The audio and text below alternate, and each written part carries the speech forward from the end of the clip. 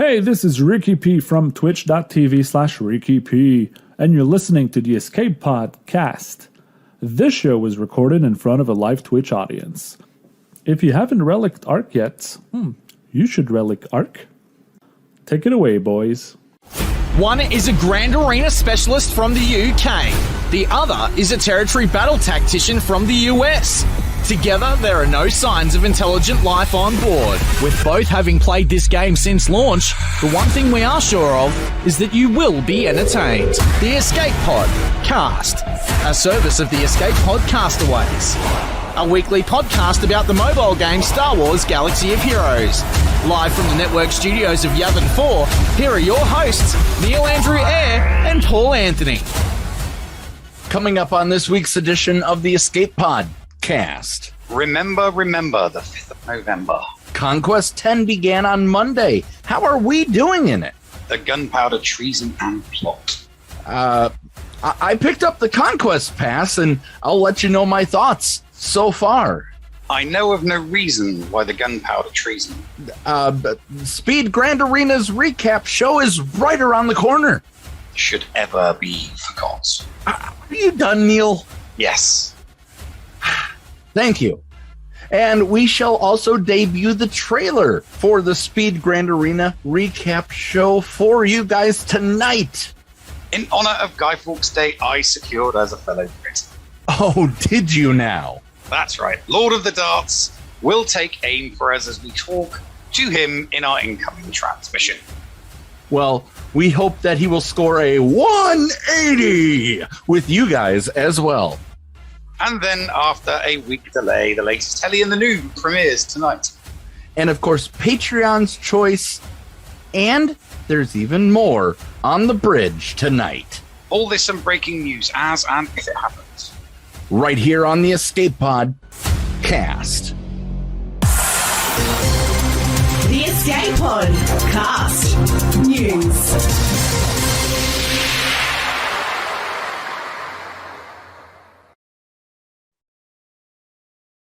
Hello there, ladies and gentlemen, and welcome to another episode of the Escape Pod Cast. I'm your host, The Nev, and as always, I'm joined by my heterosexual life partner and co-host, Paul Anthony. Paul, how you doing today? I'm doing good, Neil. This has been an exciting week. We have been doing a lot of behind the scenes, getting a lot of the Speed Grand Arena stuff ready for premiere, and I am excited. If you did not hear in the intro or did not read and are just tuning in, tonight we will debut the trailer for Speed Grand Arena recap that we will be posting. And I can break the news. It will go live Tuesday afternoon. Stay tuned to the Capital Games Star Wars Galaxy of Heroes forums for more information on that. But this week, next week, it has been a lot of fun for me, Neil. I imagine it has, yeah. I got to use a lot of my skills that I use every single day for something of a hobby instead of, constantly doing it for work. And I learned some new stuff to put into my actual work. So that's a lot of fun to me. What about you, Neil? How has your week been? It's not too bad. It's been, I've been kind of like ticking along, really. I mean, I got hold of that new alt account, that Division 2 alt account, and it's been nothing but like the biggest disappointment ever, because I've had two auto deploys, back-to-back auto deploys.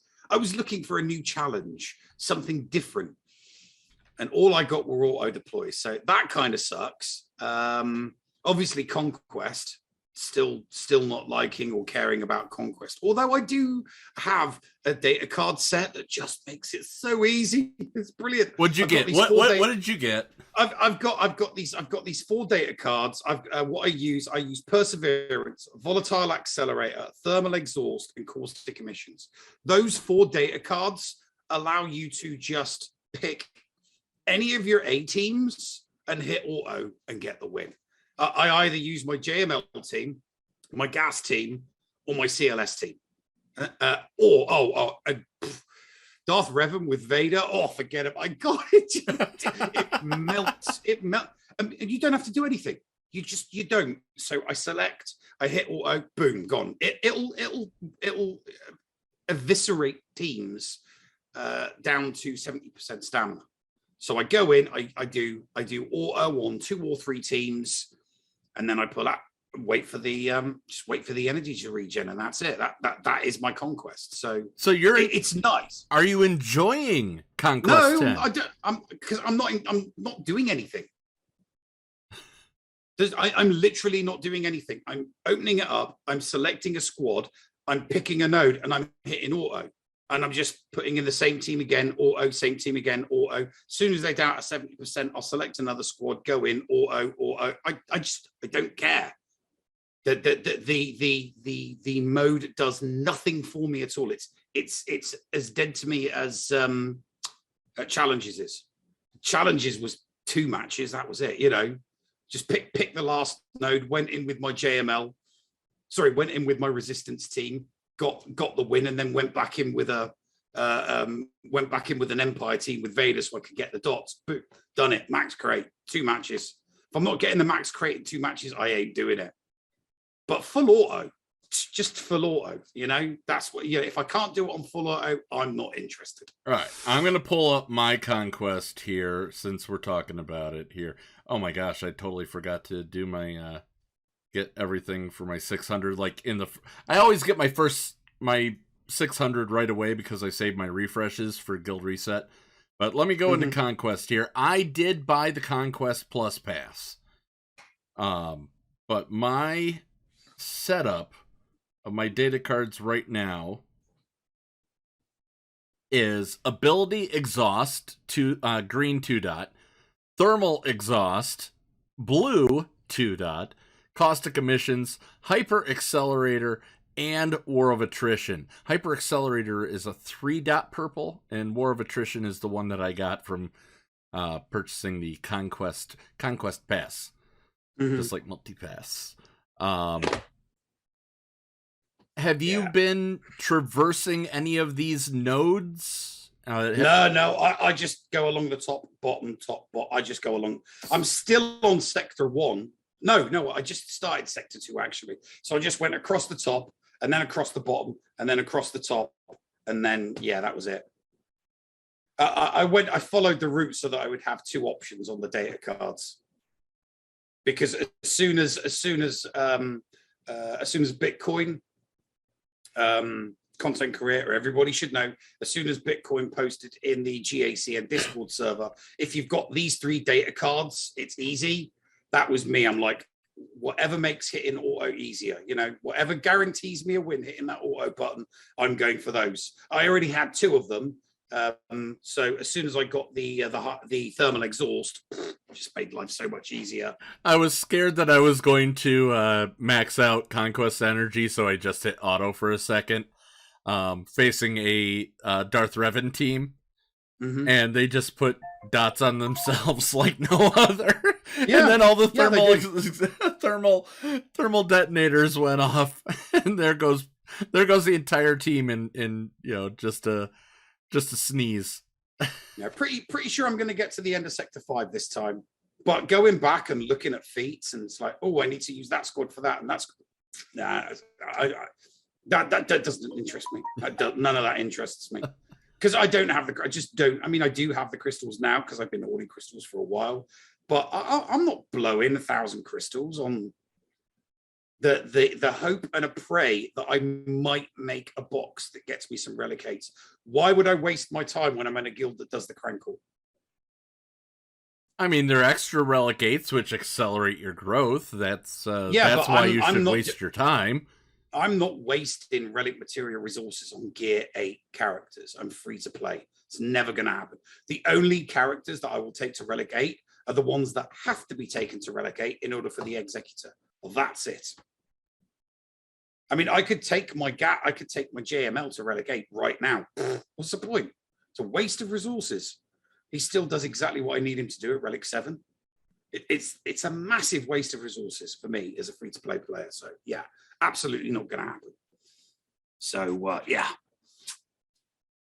Yeah. One more reason for me to not care about Conquest. Hey, if, maybe down the line they'll make it fun again, and I'll become engaged in it. I can't see it happening.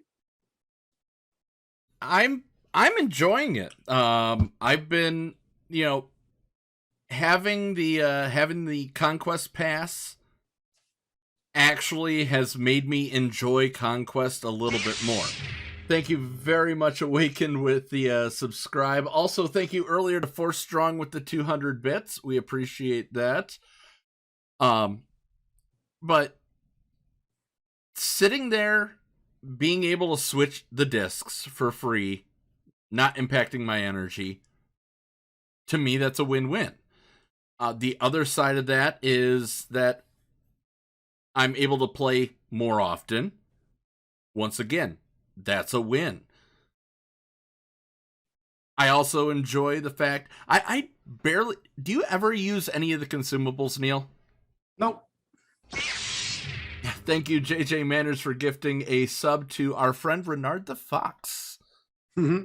Good old Renard. We are our favorite German fox. And we are. And Force Strong, if you were wanting to do that hype train, now's the time to do it, because Force Strong had mentioned earlier, if we did the V for Vendetta opening, we would he would try to help start a hype train. So, it's, I don't know. They still need to make changes in Conquest. Yeah, I don't know if it's going to be worth the $29.99 that it was. I think it's more of maybe a $20 thing, but $30, I'm not sure. Loki and Ranger have both got it and both not bothering with it for Conquest 11. They're both not bothering with it. It's not worth $30. I mean, I don't have, I'm just a consumer. I'm not a customer. But I can't argue with their logic. It doesn't speed up Conquest. It doesn't. It does not speed it up in the way that people were hoping that it would speed it up. It speeds it up a little bit. You're free to play. You're free to play, and you just started Sector 2. I'm about to get to the boss of or you just started Sector 2. I'm about to get to the boss of Sector 2. So it does speed it up for me. Thank you, Trouble on Demand, for the 100 bits. Renard the Fox for 110. And Force Strong with another 100 bits. We have completed level 1 of the hype train. Let's see how far we can get. It would be really, really cool. Yeah, it's always, always appreciated. Always appreciated. Yeah, no, here's the thing. The big thing with Conquest, for me as free to play, and it's definitely something that's bugging the whales and the krakens, was we were expecting this pass to do something about the energy regen and the stamina. And all the pass does is a 25%. So 25% off. So instead of 20 energy to spend, it's 15, right? And the regen for the stamina and for speed is increased by 25%. The problem, the overriding problem with this is they still have stamina regeneration and energy regeneration tied to the 12 minutes refresh, which is the Cantina refresh clock, instead of what it was before 7, which was normal energy. So it was on the 6-minute clock, right? So if you were to, so the advantage isn't really there. It's 25% off 12 minutes. It's still 9 minutes. It's still 9 minutes to regen the energy. Whereas before, Conquest 7, which is where people were complaining, it was 6 minutes. They doubled the regen time. And then all they've done is taken 25% off. That's not rolling it back. That's not making it less grindy for anybody that buys the pass. It's still more grindy than it was before 7. So I said, I can't remember. I was on RSG. It was either Monday or Tuesday or Wednesday morning. Can't remember, because it really, really doesn't seem like CG are. They're listening. Doja and Crumb listen, but it doesn't seem like CG are hearing what we want, because they're listening, passing it up the chain, and then it's almost as if they're not hearing us. If they truly, truly listen and hear, change one thing. Change the regen clock from cantina time, which is 12 minutes, to normal energy, 6. That one change. What is one ship? Single ship is 8 time- minutes? I'm not sure what ship is. I'm not sure what ship is. I'm gonna. You've got pull that cantina, up which here. is 12, and then I think everything else is 6. I think everything else is 6. If they make it 6 minutes, all right, if they make it 6 minutes, then they will definitely sell more of the packs, because 25% off 6 minutes. Oh, are you kidding me? An extra minute and a half off, 4.5 minutes. People will lap that up. Energy regenerating every 4.5 minutes. Wow. People will go ham. People would go absolutely ham on those packs. What? Oh, I was pointing for the Twitch audience and the YouTube audience. Dr. Feelgood donated 666. 666 bits, and that's you getting mad. Oh, is that me getting mad on GA? I completely forgot about that. Yeah. I didn't realize that was still up. That was so long ago. That was so long ago. But yeah, so that was my challenge. That was me saying, if you're listening and you're hearing us, make that one tiny significant change. It's not a massive change to the code. All they're doing is changing a few lines of code to a clock. Well, don't forget, within the moment. Don't forget, Neil, not only did they change the refresh time, they also increased the amount of energy you need to spend to battle. Yeah, exactly. In hard mode. In hard mode, yeah. Which is why I'm not suggesting they roll that back, because there's 3 modes now, 10, 15, and 20. That makes sense. But the refresh rate should be 6 minutes. It's as simple as that. They need to change the refresh clock from 12 minutes to 6 minutes. That one tiny little change removes the grind. It instantly removes the grind, and then they can do whatever the hell they want in the game after that. Is it a pain in the ass to do 14 matches with the same character? Yes, it is. But at least you're only having to wait 6 minutes for your energy to regen, and your stamina doesn't take forever to come back either. It removes the grind, that one change. Will they do it? I'm doubtful. But it would prove that they're listening. No. So they are after all listening, because there has been talk. Let me pull up the show prep room here. Yeah. They're not gonna do the double nodes where it was a scavenger or data cards. They're gonna return that to being 2 data cards. Correct. So we've noticed questions regarding the following feats for Conquest 10. A clone army does not count defeats from the ARC Trooper's blaster turret, and it's because the turret does not carry the clone trooper tag, because it's not a clone trooper. No. Kind of sucks, because it's part of a kit. And then there's a discrepancy in the bounty hunter feat description, which states the task needs to be accomplished 5 times, but the numbers indicate 10. 10 is the correct number. They're going to fix that in a future update. Then Doja on November 4th, I have to log back in here so I have the actual time, at November 3rd at 7:35 p.m. So almost exactly 2 days ago, he announced that the next Conquest 11, I'm hoping, will no longer have simultaneous data disks and merchant node options following a mini boss encounter. The merchant node will be swapped with a data disk node, so you'll have 3 choices for your data disks, and then a merchant will appear a node or 2 later.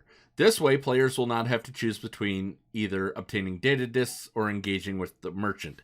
Good idea, but they didn't mention the fact that you can still get 3 of the same flarking. Yeah.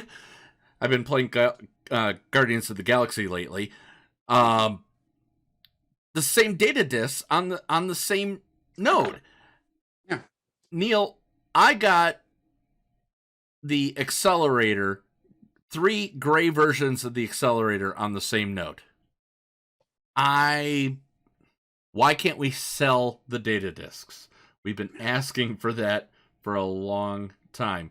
Which is, you know, I've come to the conclusion that regarding Conquest, you know, persistently asking for something, and, you know, repeating what in general a large plurality of the community wants, they don't really care about, because you know, they just don't seem to pay attention to, because saying they don't care would imply there are some feelings to the, you know, hierarchy. Yeah, I think it's wrong to apply feelings to the hierarchy of a billion-dollar business. So I'll just say that, you know, they don't seem to be concerned with the issues raised by a plurality of the community in changes that we would like to see happen to make the game mode more engaging, more fun. Yes. And right now, all that's happening is less people are going to be engaged. This $30 pack that they're hoping is going to make them more money. There are still Krakens that are paying third parties. Still Krakens paying third parties because the $30 pack does not remove the grind. It doesn't. It's not removing the grind. So that's still money being spent by gamers on third parties because the game mode by CG is still too grindy, which is why I said that one change it's a game changer. It makes, you know, it will make me want to engage. And I know I'm free to play, but if I'm re-engaging, then whales and krakens are going to re-engage and not pay third parties to do it, because it's like, oh, great, I don't need to pay that guy $15 an hour to do 3 hours to get me through the you know, sectors 1, 2, and 3. Yeah. You know, I can do it myself in, you know, a 2-hour session with 250 crystal refreshes. Yeah. So we achieved a level 2 hype train. Renard the Fox with another 100 bits. Dr. Feelgood with the shiny nickel. Dr. Feelgood then with the Nev Rage bits. And JJ Manners with a shiny nickel. And then JJ Manners gave out a community sub as well. Thank you all for supporting the Skate Podcast. And we appreciate you. So, it's Pimp Manelli. We've seen for a while. Haven't seen for a while. Is it just me, or does the dude on the left, hi, that's me, look like Mr. Hyde from League of Extraordinary Gentlemen? I'll take the compliment. I'll gladly take that compliment. It all just boils down to us wanting something that maybe it seems like the higher ups don't want to relinquish that power at this time. So, no, look, if they want to follow that business model, hey, look, this is what our customers want. Let's not give it to them, you know, because if we give them an inch, they'll take a mile. Really? Where's the mile? There is no mile for the customers to take. There is no give an inch, take a mile analogy here. If they give us an inch, we'll take the inch. There's no mile for us to take. What it does is it curries great favor, and everybody's like, at last, you know, huzzah. CG are listening to us. Thank you for finally removing the grind. Everybody will now just forget about 7, 8, 9, and 10, and we'll plow on, because the regen energy and stamina is back to what it was when it was fun. Let's not forget that crucial element, when it was fun. You ask 100 people that play, Conquest, name the Conquest number where you were last having fun. I guarantee you the majority will say 6, because nobody enjoyed 7. And then engagement dropped off a cliff for 8 and 9. But everybody was doing 6 because we were still getting fun data cards. Yes, it was buggy as hell.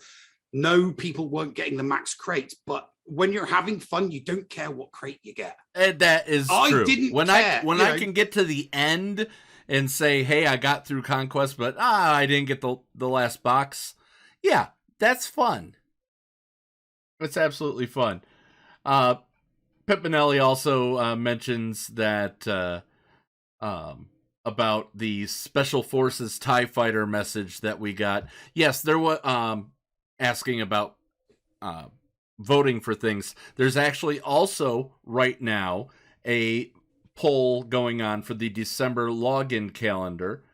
And I'll read that here in a second. Bomber. Everybody must vote for the TIE Bomber. Everybody must vote for the TIE Bomber. Yeah. I don't care if you're farming for it now or in the future. That is a horrible node to farm.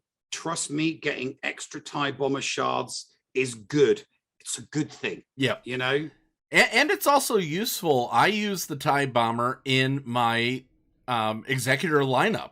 So if you are able to choose right now Wicket, Dengar, Mon Mothma, IG-2000, and the Imperial TIE Bomber.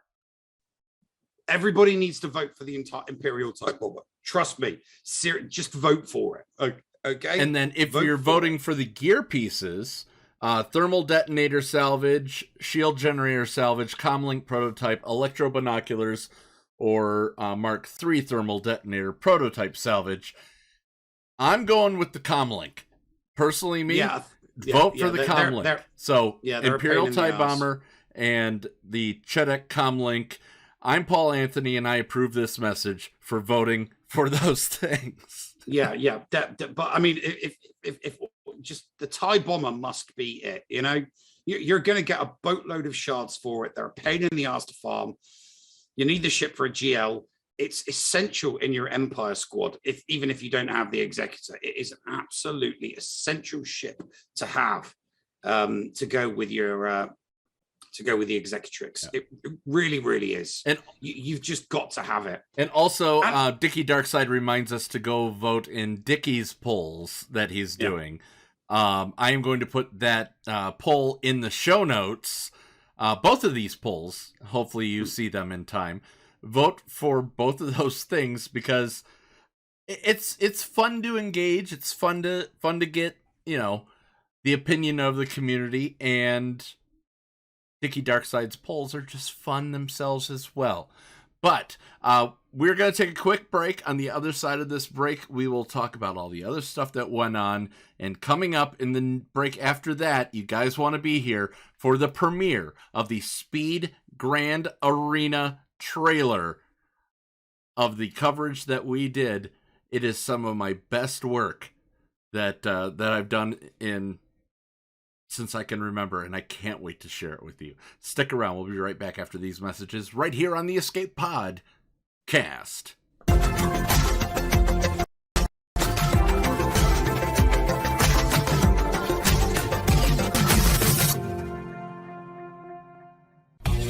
HotBot in HotUtils is one of the most comprehensive tools for Star Wars Galaxy of Heroes. With integration into the super useful mod tool Grand Ivory, HotUtils can help you tackle some of the most difficult aspects of the game. Not sure how to mod your roster for a certain game mode? Use one of the many filters that automatically assigns the right mods to the right character in accordance with your guild needs. Now with the digital features that can assist you and your guild officers in territory battles and territory wars, HotUtils is an amazing value. And don't forget the useful tools for yourself in Grand Arena, like the in-depth and customizable compare feature. Got multiple accounts like Neil, but not the time to remod them all? With this one-stop utility, you can switch between your alts and never miss a mod upgrade or a mod switch before locking into GAC or Territory Wars. Starting at just $5 a month, you don't want to miss out on these great tools. HotUtils is the new official remodding service for the Escape Pod Cast. Visit HotUtils.com to learn more. That's HotUtils.com. And go ahead and spice up your Galaxy of Heroes experience. Followers, be sure to support the shows brought to you on the Escape Podcast Twitch and YouTube channel by becoming a Patreon. For as little as $2 a month, you can support us and get a little extra for yourself. With tiered rewards including access to Shitty Bill's Arena tracking bot, after-show access, inclusion in the GA Center leaderboards, behind-the-scenes access, and much more. There is something for everyone on our Discord server. Head on over to Patreon, that is patreon.com/The Escape Pod, and sign up today. Thank you for supporting and listening to the Escape Podcast. Hello, friends. This is Thaddeus from Going Nerdy, and I approve this message and am compensated for signups for this service. The world's largest audiobook library is at your fingertips, and the Escape Pod Castaways want you to try it for free. Head on over to escapepodcastaways.com and click the Going Nerdy offer button to claim a free audiobook and 2 Audible originals. Cancel anytime, and it's absolutely free to sign up. Check out Audible and support the Escape Pod Castaways, all for free. See Audible website for details. Restrictions may apply. Hey there, listeners. Merchandise specialist Critty K here. Do you enjoy the Escape Pod and want to support the channel and get something a little extra for yourself as well? Head on over to tpublic.com/user/theescapepodcast and grab a Team Neil, Team Paul, Critty Play, or many other fun Padawan designs on your choice of shirt, cup, sticker, mask, or even a magnet. And be sure to check out the Mrs. Anthony Shirts channel on the Escape Podcast Discord and get the latest info on the other designs I make as well. Sometimes there's even a sale going on, so it is smart to stop on by. Thank you for supporting the Escape Podcast. Welcome into the Patreon leaderboard. You know me, I'm Paul Anthony, and as always, the Patreon leaderboard is brought to you by the Patreons of the Escape Podcast.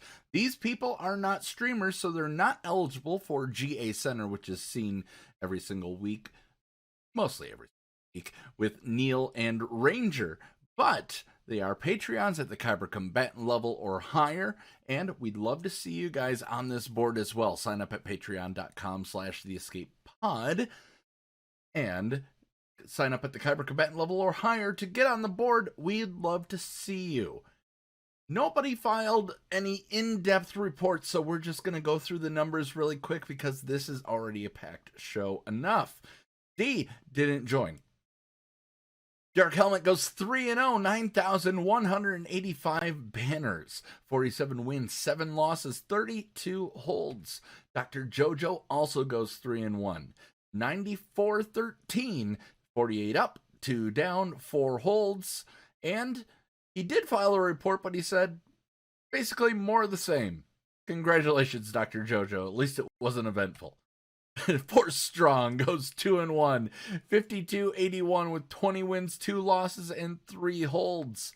Let's go to Hot Sauce, who, you know, he's the owner of HotUtils. Go check out his bots, some of the best bots in Galaxy of Heroes. And remember, they don't play the game for you.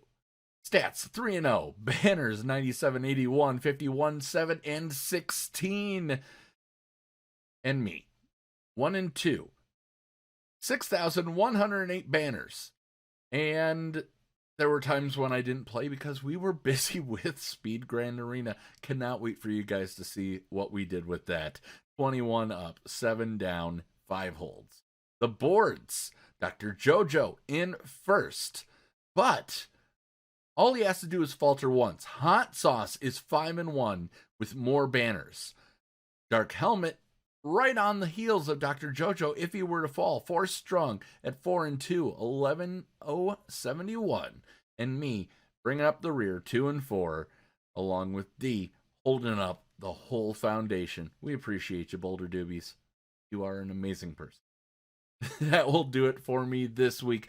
We will see you guys next week for round 3 of this 3v3 GAC. Join up. Patreon.com/theescapepod at Kyber Combatant level or higher. And we would love to see you on this board as well for the next upcoming 5v5. You know you want to, and we want you to. Talking to you. All right. We'll see you next time. Be nice to each other, damn it. We want you. Join the GAC chain gang today. This is the commander of the 506 Procrastination Battalion and the leader of the GAC chain gang. I am sending out a call to action for any SWGOH content creators on Twitch who would be willing to broadcast their GAC attack rounds alongside some of our best, including Mr. Jigabachi, Dr. Zeppers, Rico 1982, and the Bounty Honeys. What is the Chain Gang, you ask? We are an amazing group of content creators who are dedicated on streaming the Grand Arena Championship attack rounds on Twitch. The idea is to provide continuous content back-to-back from one streamer to the next and allow the viewers to enjoy more SWGOH content, as well as enjoy the variety of streamers that are currently present in the group. If you are interested in joining the Chain Gang, please reach out to myself on Discord at AndyB's #7465, or you can send us a message on our Twitter page at ChainGAC. Join us today. We have your back. The Escape Pod Cast.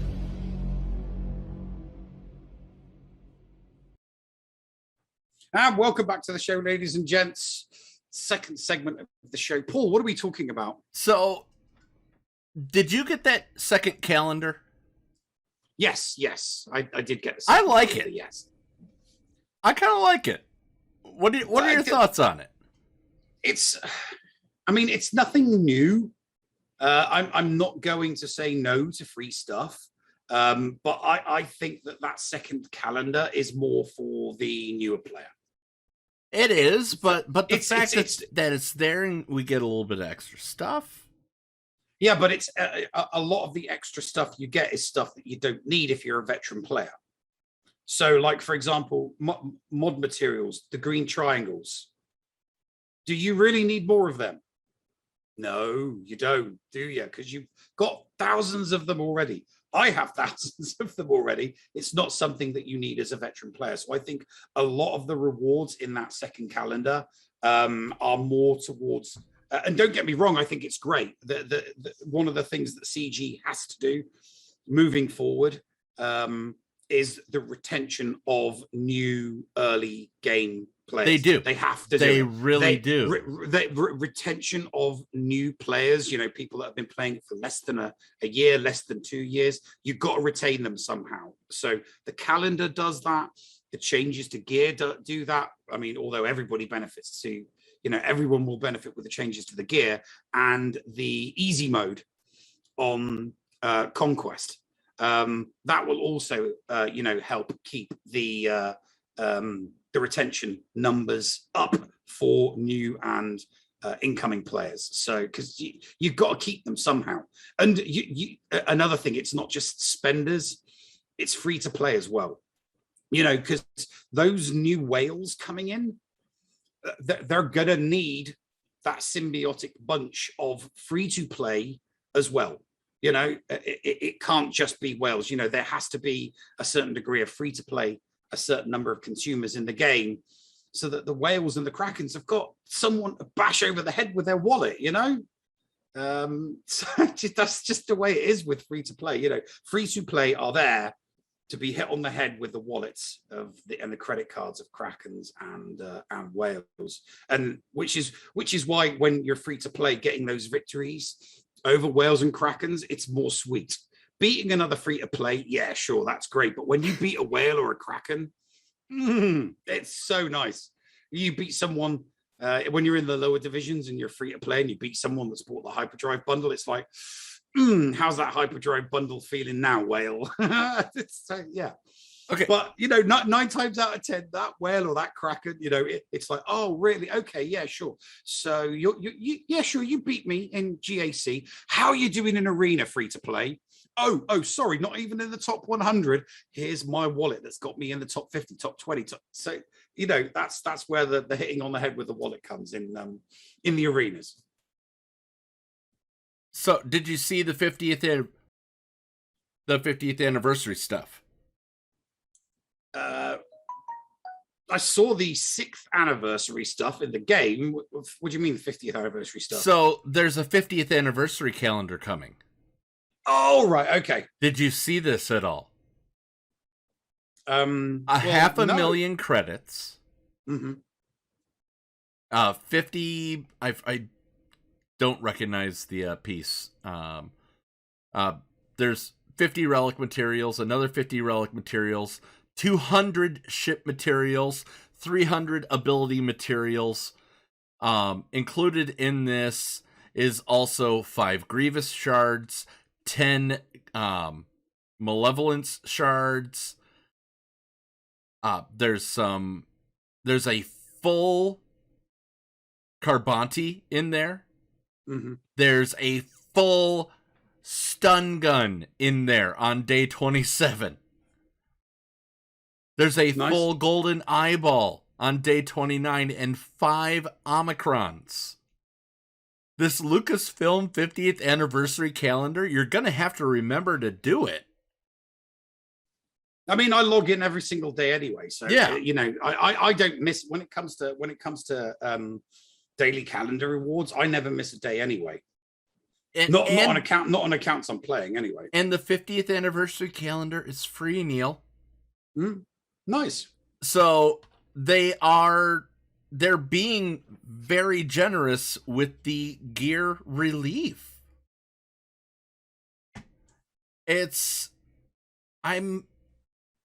I'm loving this 50th anniversary calendar, and I hope more will come of it. And this is different from the 6th anniversary stuff that they're going to be giving us as well. Yeah, the haul that we're going to get for the 6th anniversary of the game, that's going to be a nice haul.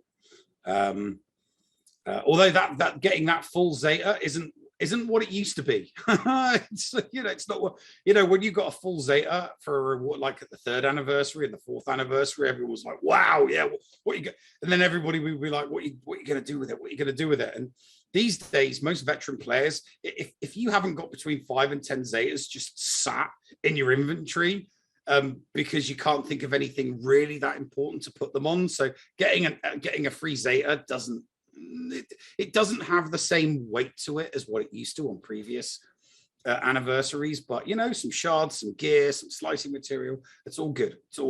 Let's if they do it, we don't know that they're going to do it, but don't they during the anniversary put out that 330 shard pack, Neil? Isn't that a staple?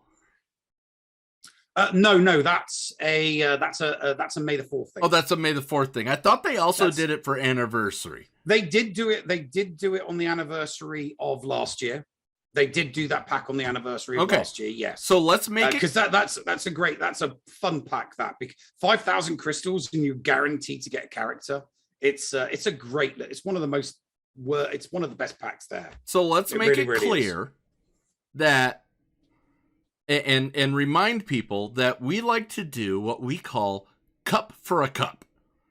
Mm-hmm. If you buy that pack and it's crystals, we're not encouraging you to spend money in the game. If you have the crystals to spare and you want 330 shards of something, if you buy that pack and you get a Coruscant Underworld Police and you prove it to us that you purchased it during that time, and you get a cup. We will buy you a cup, an Escape Podcast thermal mug, in our Cup for a Cup giveaway, and announce you the winner of Cup versus Cup, or Cup for a Cup. So, yeah. Wolfell says, giving them credit for the gear relief is giving them a pat on the back for something they should have done a year or two ago. Yeah, no.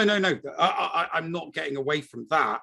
That's why, giving them the credit, it's kind of like, it's ironic. We're ironically giving them the credit. It's like, thank you for listening to us. Finally, we've been asking for this for 2 years, but you're still saying it. The words still have to come out.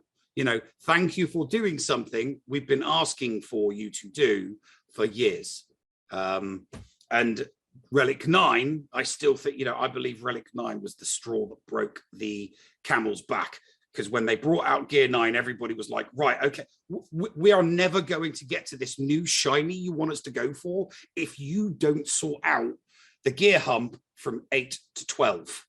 It's as simple as that. So they, and that's what the extra gear does. It finally alleviates the Gear 8 to Gear 12 hump that so many people suffer. How long do you think that it should take somebody to gear up to go a full gear level?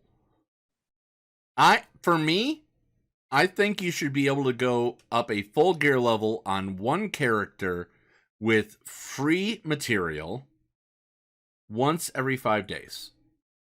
You should be able to pick one character, go after that, and get enough for everything around it from Gear 8 to Gear 11 in 5 days. That's what I think that the sweet spot should be. Yeah. I don't think you can. I wouldn't equate it in. I wouldn't equate it in time. I would. But everything is time in this game. You pay crystals to save time. It's different characters require different levels of gear. I mean, you know, you've got General Carbanti. Who needs Carbantis? You know, my argument would be, just up to Gear 11, because obviously then we've got 12, then we've got 13, and now we've got 9 levels of relicking to do.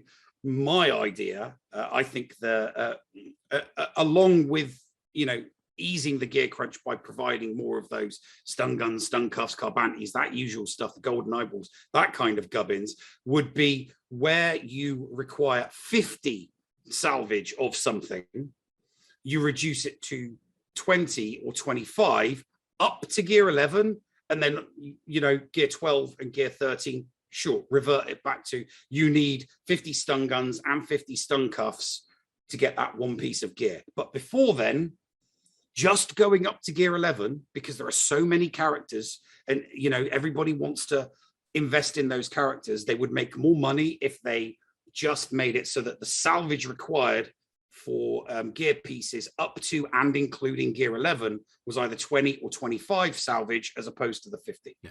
Because people, even though people are getting more, there is still the issue of, but they can't reduce it. They can't reduce it, Neil, because if they reduce it, that devalues everything that has been in the past. They can only accelerate the rate at which you get it. They've already done that anyway. Double shard drops on the older characters. I already had all those characters. Yeah, exactly. So I had to spend twice as much in order to get a lot of those characters that accounts on are getting twice as fast. I don't begrudge them getting it faster at all. Just like I wouldn't begrudge people gearing up those lesser characters to 11 faster, because I still get to take advantage of that as well with the characters that I haven't already taken to 11.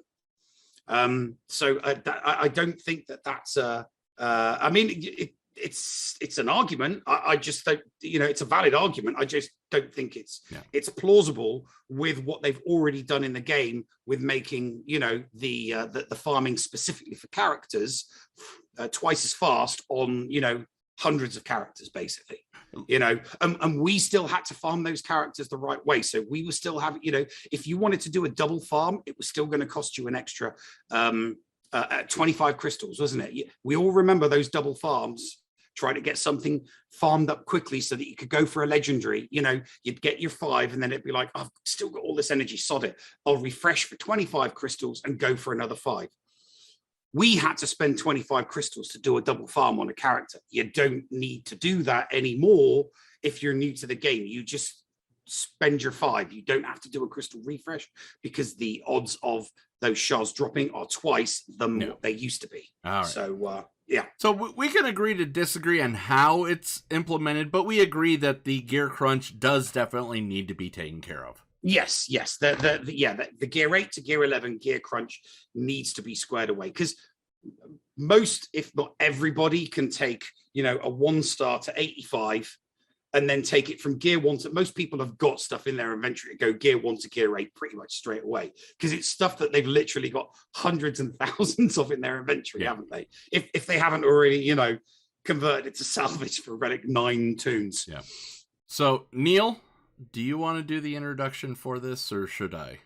You crack on with it, mate. Okay. Ladies and gentlemen, coming up in just a moment before we take our break, before we go to that break, we, Neil and I, along with Doja Fett from Capital Games, are excited to premiere the thing that we're about to premiere. On Tuesday, in the middle of the day, we will be posting the full Speed Grand Arena recap. For those that are listening to this on the podcast, we highly encourage you to check out our YouTube channel, because we're going to be posting it there as well. We are going to premiere right now the trailer for Speed Grand Arena Recap. Enjoy. Ladies and gentlemen, my name is Paul Anthony. I am from the Escape Podcast. I am joined by Neil Andrew and Capital Games' own Doja Fett. Welcome to Speed Grand Arena. Doja, what is it like to see your vision come to fruition? I'm almost at a loss for words right now, which I can't be because I'm part of the commentary team, right? So a lot of hard work went into this on both sides from the devs. And, I couldn't have done this without Crumb and a handful of other people at the studio. Ladies and gentlemen, we have our matchups. Defense. It's going to come down to defense. The competitor that puts down the best time-consuming defense is going to win out. Where are we going first? All right, let's check out Crumb. We're going to watch the opening salvo from Crumb live in 3, 2, 1. Here we go. 1 minute, excellent. 7 seconds for that. Perfect. Oof, that is tough. That is a very, very tough one. 2 minutes and the banners. It is the opponent. Oh no! Wow. No! Oh, okay, that is not a good start. So it was all first order versus all first order. Oh no! He lost it. Now it's just up to the tie advanced with a malevolence counter. All R9s, ladies and gentlemen. All right. There you go. My gosh, guys, what a wonderful, wonderful opening round that this was. Doja, this is once again 3 creators versus 3 devs. Who are we going to next? Here we go. The unusual Mon Mothma kill, if you will. That's Armor. There it is. Armor's dead. Oh god, yeah, Maul is gone. Yeah, Maul's gone. This is nasty. No. Okay, so the Death Trooper is now the leader of Mandalore, by the way. Just so we're So here, this has been quite a long match as well. Not much left on the timer. Oh no! He got lucky. Just about 7 minutes left in this matchup. If he can pull this off, if Cubs can he's gone full auto on Fleet, by the way. If he can pull it off, he'll get the extra bonuses from the 5, 4, 3, 2, it's not 1. No, there we go. Let's see the score. It's a draw for a Gom. Okay, guys, so we promised a replay. Here's the replay. Let's see actually what transpired. Ooh, there was an insta-kill there. Let's step back. I'm actually going to bring up the volume for this, guys. So let's just step back and watch. Oh, we gotta go! Gotta take him out! Take him out! Take him out!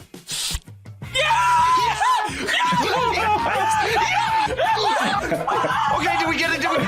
What a great moment! What a great moment, Steve. Oh! Auto is your friend. Not always, but on this occasion, Auto was definitely, Cubs fan Han's friend, definitely. It was 8 points, Doja, separating Operation Metaverse and Cubs fan Han going into that final battle. Creator versus Dev. Cubs fan Han versus Nivmet. Creator versus Dev. RSG versus Crazy Excuses. Creator versus Dev. Bounty Honeys versus SB Crumb, and the match everybody wanted to see as well. Operation Metaverse versus Gambit Podcast. Wow. Nivmet has set a front squad of GLs galore.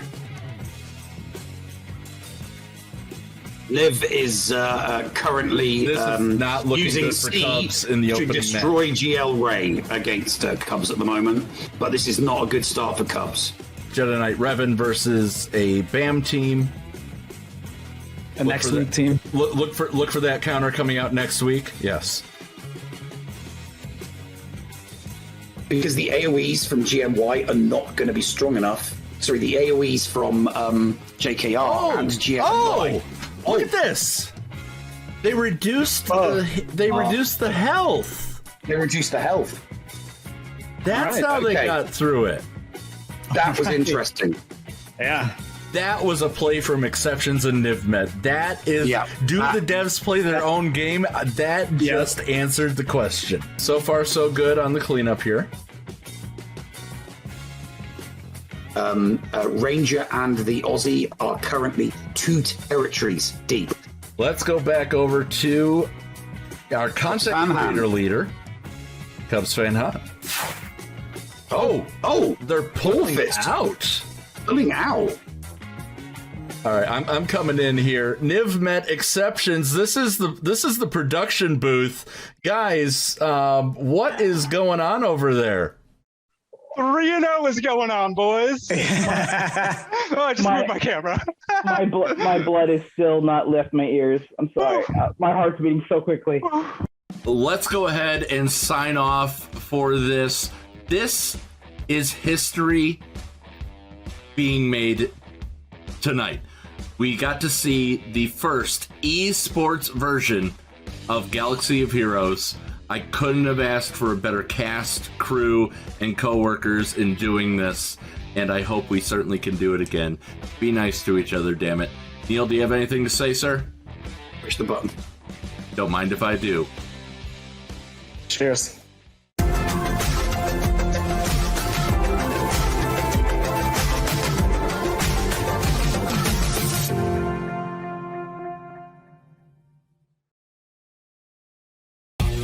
HotBot in HotUtils is one of the most comprehensive tools for Star Wars Galaxy of Heroes. With integration into the super useful mod tool Grand Ivory, HotUtils can help you tackle some of the most difficult aspects of the game. Not sure how to mod your roster for a certain game mode? Use one of the many filters that automatically assigns the right mods to the right character in accordance with your guild needs. Now with additional features that can assist you and your guild officers in territory battles and territory wars, HotUtils is an amazing value. And don't forget the useful tools for yourself in Grand Arena, like the in-depth and customizable compare feature. Got multiple accounts like Neil, but not the time to remod them all?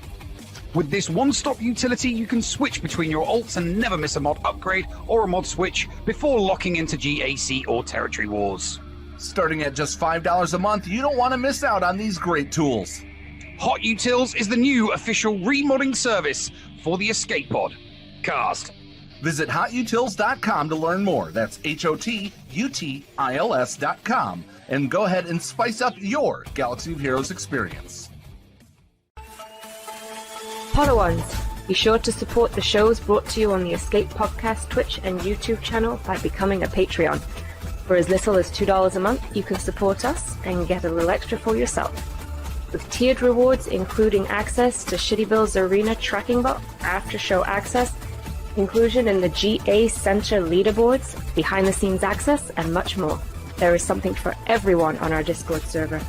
Head on over to Patreon, that is patreon.com/The Escape Pod, and sign up today. Thank you for supporting and listening to the Escape Podcast. The Escape Pod, cast for kids. It's really cool. Hello there, Padawans, and welcome back to another story time with Uncle Thad. And man, do I have a story for you today. And maybe you've already heard it. It's an ancient story, one that takes place way back in the Old Republic. It's a tale of a great warrior who led a faction of the Jedi to victory against the Mandalorians. He was the savior of the Republic. He faced down the armies of the Mandalore and defeated their leader. Most of his story is part of legends now. It's little more than a myth, maybe just a rumor. But if you aren't familiar, sit back and let me tell you the tale of the legendary Jedi Knight Revan. Revan is believed to have been born on an outer rim planet around the year 3994 BBY. During his time as a Jedi, he studied under a number of different masters, but most notable was Jedi Master Kreia. Much of Revan's eventual fall can be traced back to Kreia's desire to build a new Jedi Order, one that was free from being a slave to the Force. As a Padawan, he trained the Jedi temples on Coruscant and Dantooine. He grew close with another Padawan, Alec, who would eventually go on to become the Sith known as Malak. Revan had an insatiable thirst for knowledge, which led him to deepen his understanding of and connection to the Force. He learned a variety of different Force techniques, many of which the Jedi weren't common to use. As a Jedi Knight, he grew dissatisfied with the Order's inaction against the Mandalorians, who had, for decades, raided Outer Rim territories. He pleaded with the High Council to take action against the invading force, but they refused, stating the recent war against the Sith had left the Jedi ranks vulnerable and weak. When the Jedi refused to become involved, Revan, along with his friend Malak, led a group of fellow Jedi against the Mandalorians, ultimately leading to the end of the Mandalorian Wars and the eventual fall of Revan and Malak to the dark side. Now it's important to note that Jedi Revan is just one part of the Knights of the Old Republic story. And while Revan's story continues with Darth Revan, Capital Games is yet to finish the KOTOR saga.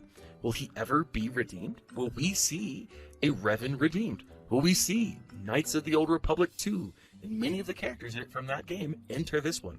Only time will tell, but I believe the answer is yes. But until then, let's take a look at Jedi Knight Revan's kit and see exactly how it fits into the Star Wars canon. Revan was a skilled lightsaber duelist. I mean, he beat the Mandalore. You've got to be pretty good to be able to beat the Mandalore.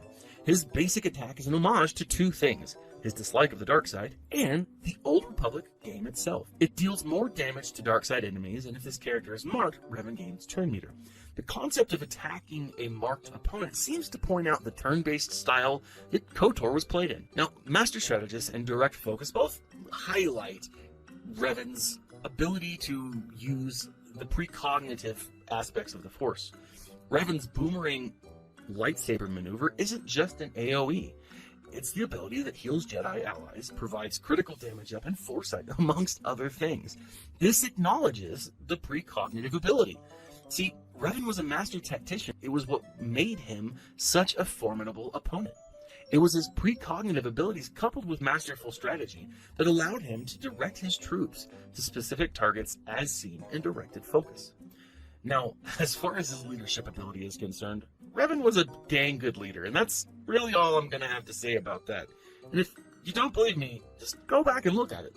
He was pretty solid. His savior ability, and I don't want to offend anyone here when I say this, but Revan is kind of like Space Jesus, right? He fought evil, he died, and was brought back by a Sith who was hell-bent on doing things her way. He also can bring other people back from the dead. So, but now that I'm thinking about it, maybe that was just metaphorical, right? Maybe Space Jesus is the wrong analogy. But then again, maybe it's not. Now, his final ability is called Hero, and if you can't guess by now, Revan is a pretty amazing hero. And this final ability highlights just how amazing he is. But to me, it feels more like lore surrounding a hero. To me, it represents what we want Revan to be, what we want all of our heroes to be. Heroic AF.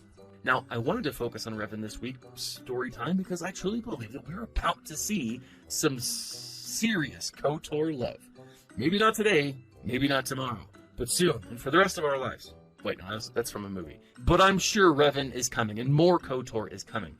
And with that, I bid you guys adieu for this week.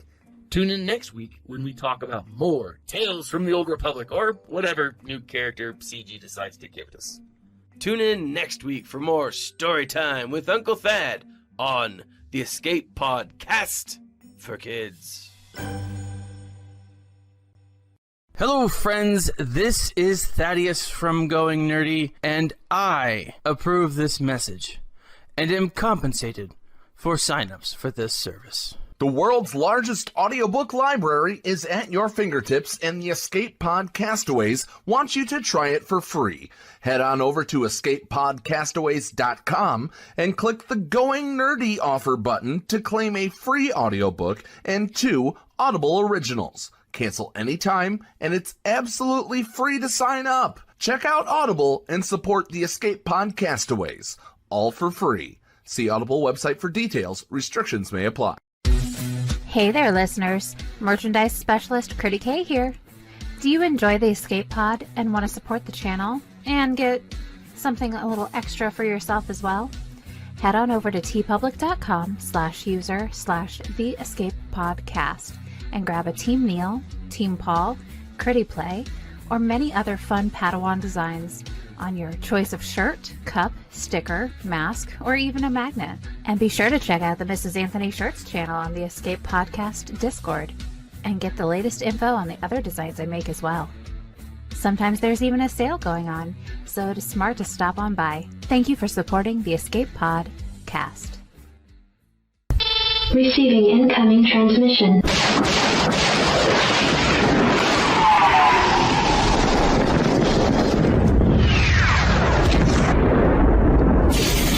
Receiving incoming transmission.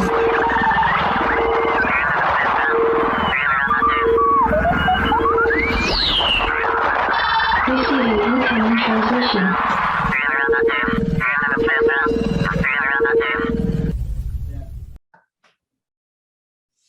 Welcome back to the show, ladies and gents. We have a British flavour to this week's incoming transmission. So I'm going to hand you over to the Master of Ceremonies to introduce our guest this week. Yes. Paul, take it away. Yes. Neil, thank you so much. Ladies and gentlemen, apparently I say that a lot. I noticed that while doing the Speed Grand Arena editing. This next streamer reinvigorated my love of the game of darts, just by simply streaming a professional darts match, and I got sucked into it, and I've been a lurker ever since. I love that he's also a Star Wars Galaxy of Heroes player. His real name is the same as the river dancer, Lord of the Dance, Michael Flatley, and he owns up to this. And instead of the Lord of the Dance, he is the Lord of the Darts. He actually is a professional marker for the PDC and has worked with some of the most famous dart players in the world. And he streams not just Star Wars Galaxy of Heroes, but also Final Fantasy VII, which is a wonderful game.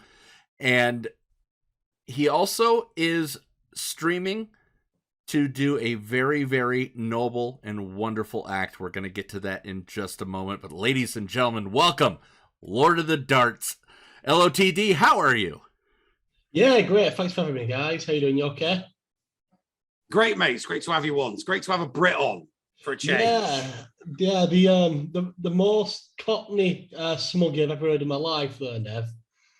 Nice to finally have a chat with you. Yes. The British are coming. Yes, they are. Long live the Empire. The British Empire, not the Galactic Empire. So, let's first ask about the account. Let's get the formalities out of the way. How long have you been playing? What is your GP? And then, are you aquatic in any nature? So, are you on my side or are you on Nev's side? Yeah, so I've played since day one. I've played every day since day one. 7.3 million GP. Okay, I'm betting aquatic. So hearing 7.1, I'm betting aquatic. Yeah. I would say I am your side there then, Paul, yes. I didn't spend too heavily, so it was literally £20 a month, maybe for the first year. But then when COVID hit, so some people really struggled in COVID financially. My life changed in a different way because I didn't have to pay to get to work and I was working from home. I spent £3,000 during COVID within 12 months, which was absolutely crazy. You spent £3,000 in this game during COVID? Yeah. So when most people really struggled, I somehow found money to do the complete opposite.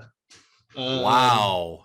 So before you spent all that in this game, where were you at? So I'm guessing you got a huge boost during that time.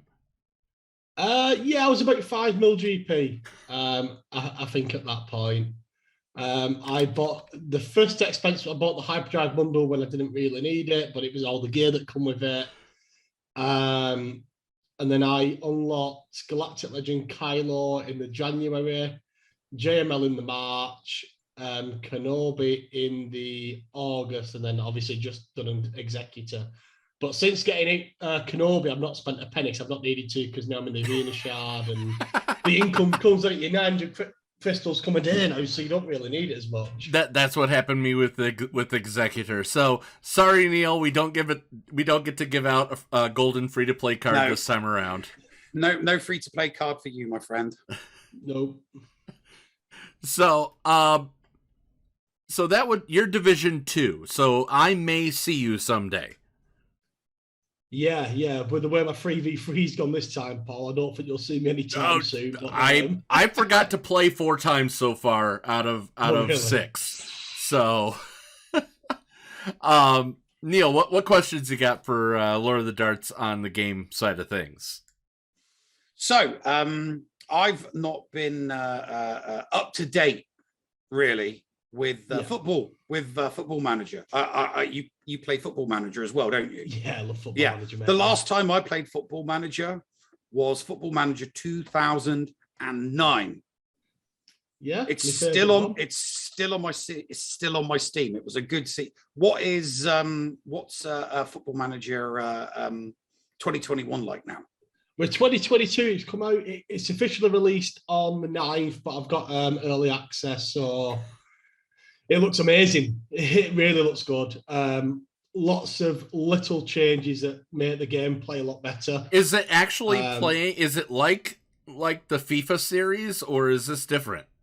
No, you're a tactician manager. Side. You're the manager. You're the manager and the coach. You're doing the tactics side of things. Do you get to see anybody? Oh yeah, on the pitch? The AI plays your game based on the tactics and the stats of the players that you pull together as a manager. Okay. But it does other things as well. But back when I was doing, this is why I'm curious.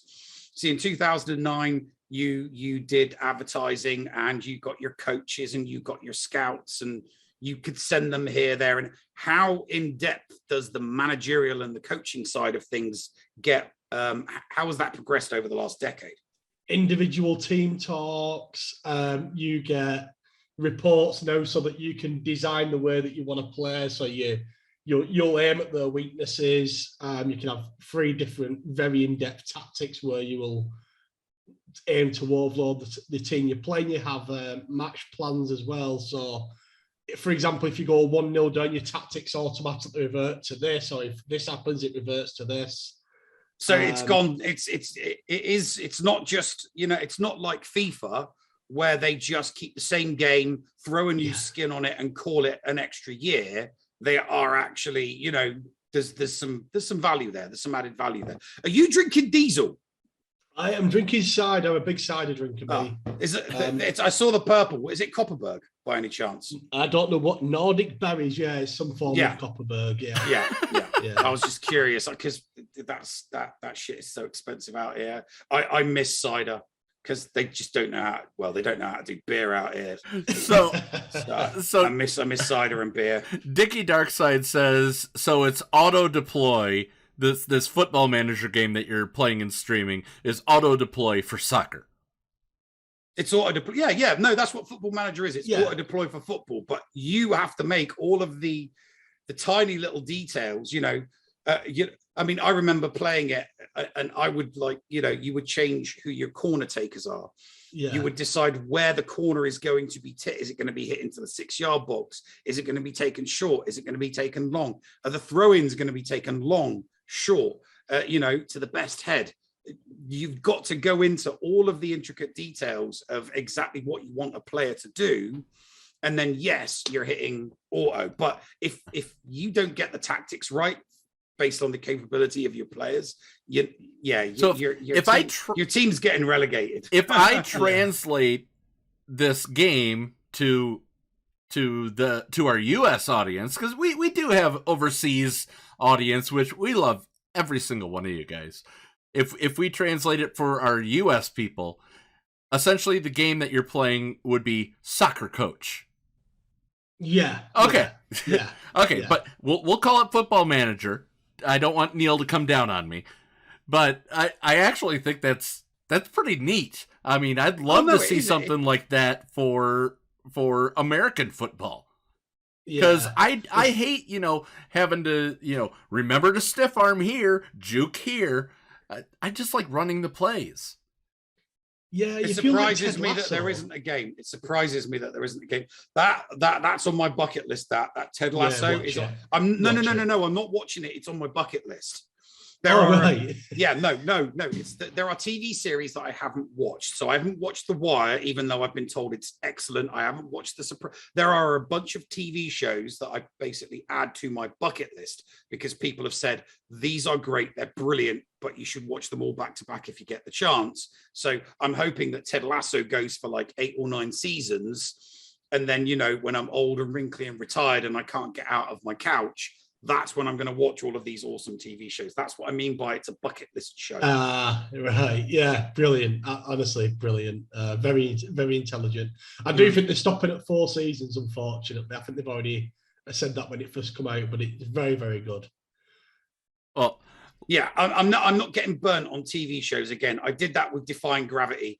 And they cancelled the show after half a season, and I'm like, what? That was one of the greatest shows I was watching, and you cancelled it halfway. So yeah, I wait until a show has been completely made, and then I go and watch it.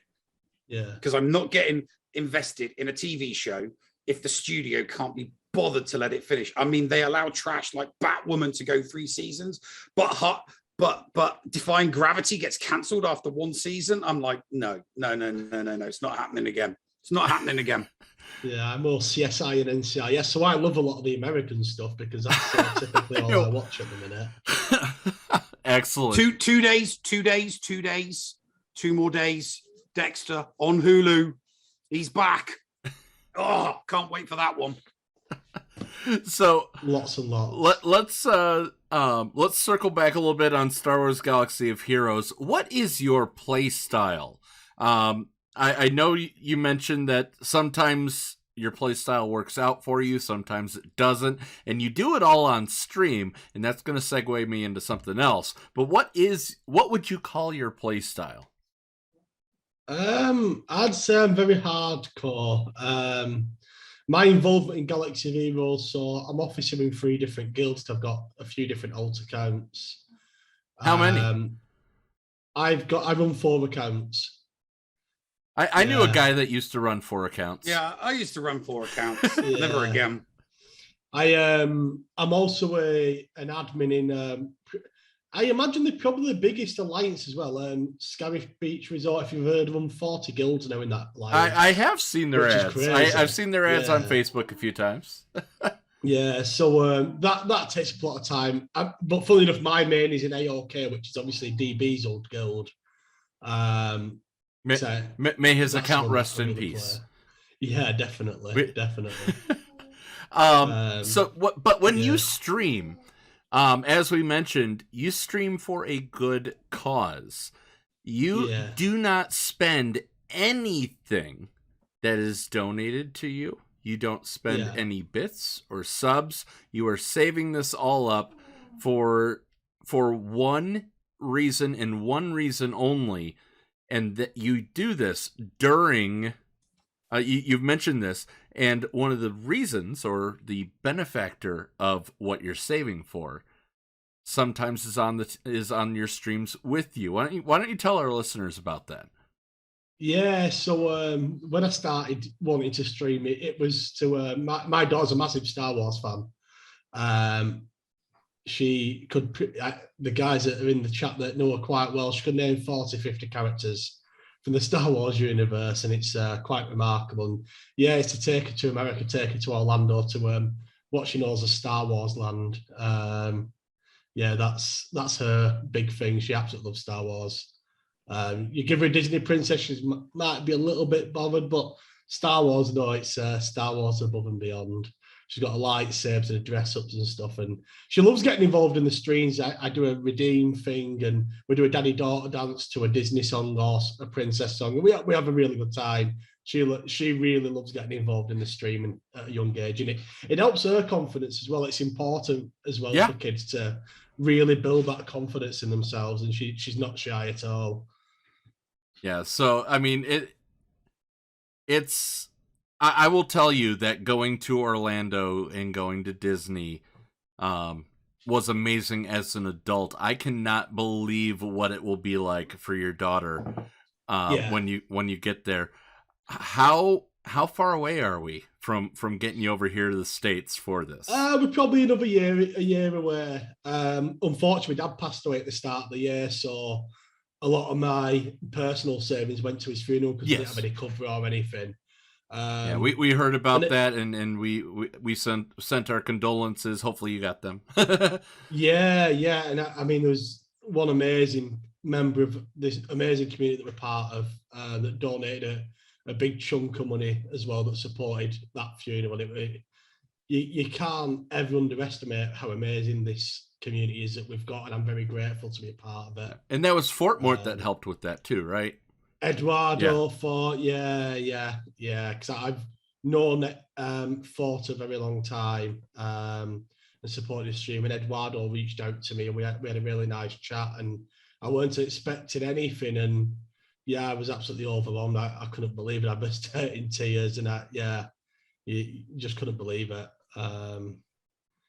So we're very lucky, aren't we, as content creators, to serve some really amazing people, and I'd never expected any of that. You, Ricky P, the whole entire thing with Minnie for St. Jude's. I mean, I'm looking at my St. Jude's play live stuff right now in front of me. That keeps me going. So a big thank you to our community for supporting you in that as well. But before we get into a little bit of the fluff questions, did you have any other questions, Neil? Yeah. Right. Please school Paul on the correct way, because he clearly doesn't know, of calling out what the maximum score is. You mean 180? 3 darts on a dartboard. You mean 180, right? No, it's not 180. There's a few really good ways of doing it. If you've heard Rusbury says like he's got a really sore throat. I can't do Russies. But you've got George Noble who does the 180. But there's several different people have different ways of doing it. But it certainly gets the crowd up and going when we do it. So it's 180. It's 180, not 180. It's 180.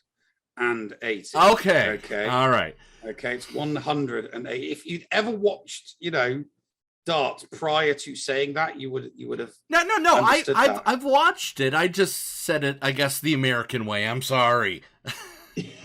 But Neil, that was a perfect segue into this. Professionally, you are a marker. What the hell is a dart marker? So I go around the country. I think I saw someone in chat say Phil Taylor's name. Yes, I've worked with Phil Taylor, Michael Van Gogh, some of the greatest darts players in the world. And I do the maths. I don't have a GCSE in maths. I don't know if it's GCSE in America or something else.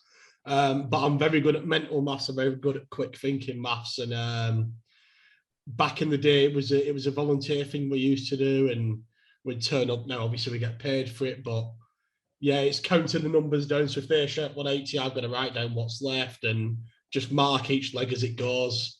So for those that don't know, that you start with 501. So what you score needs to be deducted from 501. But the scores need to be up there instantly. So he's like the Carol Vorderman of the darts world. Now that reference is just going to fall on deaf ears for most of the people in chat, but if you're English, you'll understand that reference. I believe. I believe. No, Americans do. Americans do not know who Carol Vorderman is. I may have taught more to who Carol Vorderman was by a couple of pictures that was on Twitter that she put on. But Carol Vorderman, the Carol Vorderman, or the Carol Vorderman. Well, I mean, Rachel Riley's got youth going for her. Carol Vorderman, the thinking man's crumpet. So is there numbers? Like I can do 5s and 10s and ironically 3s really easy. Are there numbers that sometimes trip you up when they get doubles or triples when you're marking? No, you're just that good. It literally bang bang. You've not got time to think. Yeah, it's very strange. Like when I started playing darts about 14 years ago. I think I'm 30, so about 16 now, which sounds about right. And people noticed how quick I was when I first started playing. Like, geez, this guy's really quick at getting these numbers out of his head. And then I started going to competitions, playing darts, not scoring, but when you had got to a point where you just got like, yeah, you could actually do this really well. And when the opportunity came up, I took it, and yeah, really, really, really quick. That's amazing. Yeah, exactly. So I'm not an intelligent guy. I didn't really go to do exams at school. I weren't the greatest of lads at school, but when there was something I passed around, I was going football as a kid. I'm not obviously now. I'm about 4 size a time. I was 4 sizes now than then. But darts were just something I was passionate about, and yeah, so I made sure I learned everything. And do you drink? Are you allowed to drink while you're doing it? Have you got do you go through a couple of pints while you're doing it, or? I can't drink while we're doing that, but when I play, I will literally drink 15, 16 pints a night. Jesus. Yeah, I can drink for England, unfortunately. You do. Well, when you're playing darts, or if you're playing snooker, or if you're playing pool, you don't realize how much you drink until you get to the end of the session. Like, you know what it's like. After a few frames, you're like, Christ, have I gone through 3 pints of lager? We're in the third. We're only in the third frame. What's going on? That's like bowling here in the U.S. You'll do the same thing. Same thing there. Yeah, I remember I was at a do a couple of years ago for someone leaving work, and I drunk 8 pints in the first 2 hours of being there. And I just absolutely haven't gone back. Yeah, when you're thirsty, a pint of lager will be gone in 15 minutes, and then you'll be on to the next. Yeah. I remember those days, mate. I just, it's just not possible to do that over here, because the quality of the lager, it isn't sufficient enough for you to want to drink a pint of lager every 15 minutes. All right, it's just not. Lord of the Darts, tell people how to find you, and tell them why they should start following you right now. Yeah, so you can find me on Twitch at Lord of the Darts. I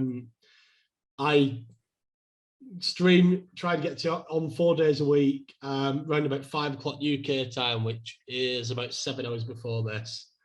Like I said, I play Final Fantasy VII, Final Fantasy VII Remake, Football Manager, and Star Wars Galaxy Heroes.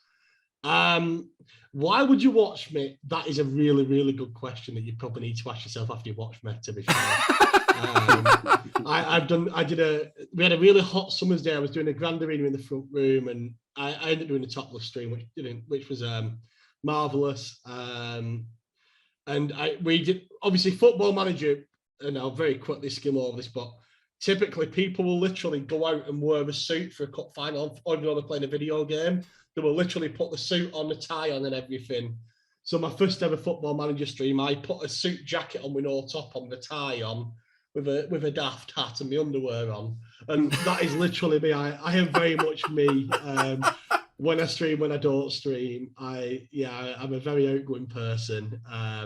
And yeah, I'm there for anyone, and I'm a very unfiltered chat. There isn't actually a banned word in my chat, which is quite remarkable. But yeah. So feel free to stop by and say hello. Pimpinelli asks if it's Lord of the Darts 180 or Lord of the Darts. It's just simply Lord of the Darts. The information will be posted by Hellenix in chat, and also posted in the show notes, so I hope you guys can come out for that. It was an absolute pleasure to have you on, LOTD. Neil, any final questions before we premiere the new episode of Helle and The N00B? Today's full of premieres, man. Today's full of premieres. We'll let him get off to bed, because it is stupid o'clock in the morning. It is there in the UK at the moment. It's like 2 a.m. It's 2 a.m. I think I've got about 6 cans left, and then we go again. All right. So no, thanks for having me, guys. Lovely to speak to you. Give us your best 180 before we 180. Stop saying 180. Give us your best 180 before we get out of here.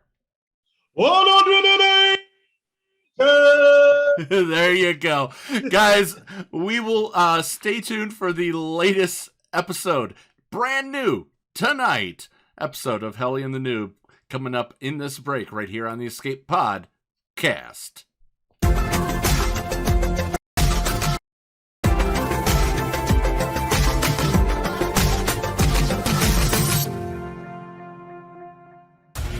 HotBot in HotUtils is one of the most comprehensive tools for Star Wars Galaxy of Heroes.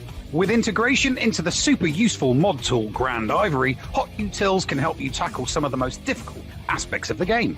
Not sure how to mod your roster for a certain game mode? Use one of the many filters that automatically assigns the right mods to the right character in accordance with your guild needs. Now with additional features that can assist you and your guild officers in territory battles and territory wars, HotUtils is an amazing value. And don't forget the useful tools for yourself in Grand Arena, like the in-depth and customizable compare feature. Got multiple accounts like Neil, but not the time to remod them all?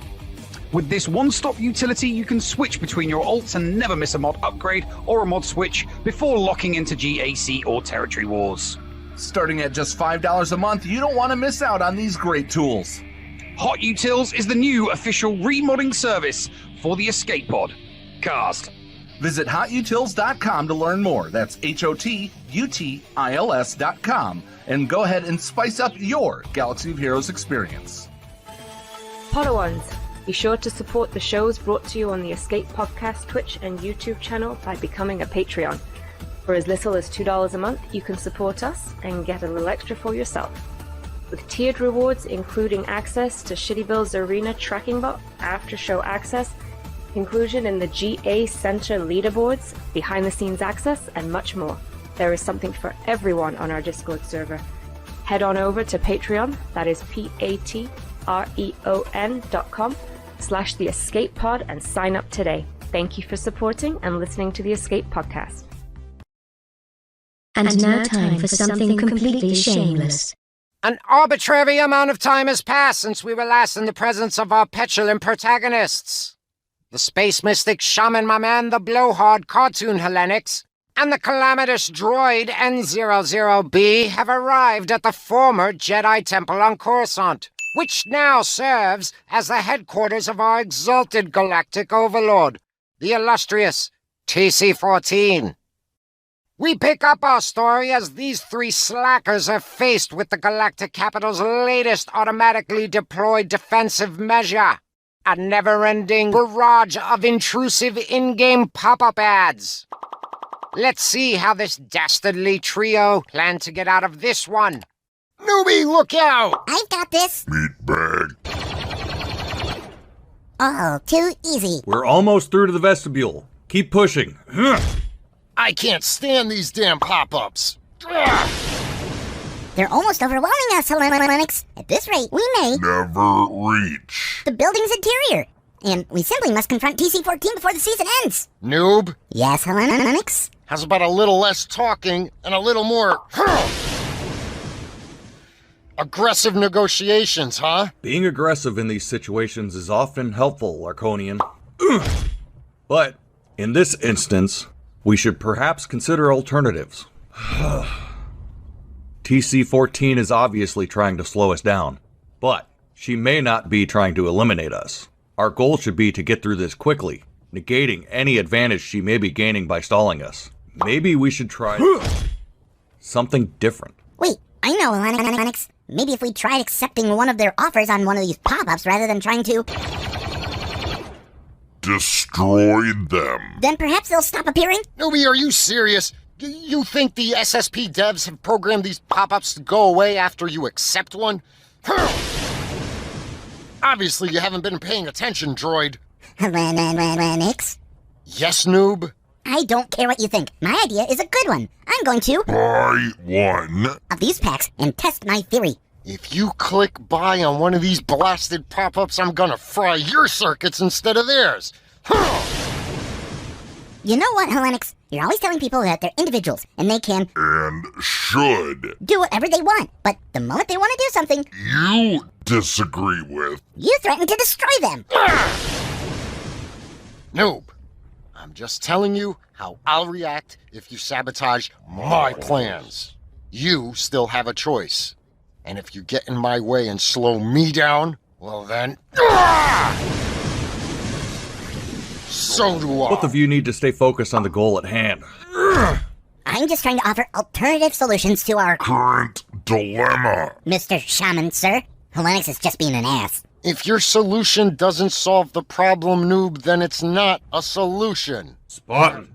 What's up, Shaman, my man? I have an idea. What's that? I can pull an old Ben. Explain. We don't. Have time? For this. We can't keep wasting time explaining all of these never-ending code words, movie references, and off-color innuendos to our audiences every few minutes and multiple times per episode. We must... keep moving forward. There's less than 2 episodes before we wrap up this entire saga, and we're running out of... time. Relax, newbie. The victorious Viking might be onto something, and our audience actually needs to make sense of our nonsense if this episode is gonna make sense. Anyway. Aren't you the one who always goes on and on and on and on about how smart our audience is, Hellenix? Are you now saying that they aren't smart? Not at all, droid. I think our audience is amazingly intelligent. In fact, I think they're certifiably brilliant. They possess super high IQs from what I've gathered. They understand all of our references, jokes, and innuendos. They're quite literally the best gamers around.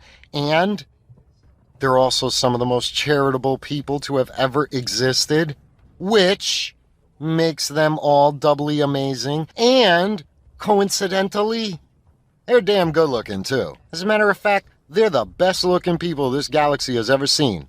Scientifically speaking, of course. Brown-nosing Hellenix. Yes, but I'm also speaking the truth. All right, enough with the audience ass-kissing already. We've wasted more than enough time on this. Let's go ahead and pull an old Ben so we can move on. Awesome! Let's do this.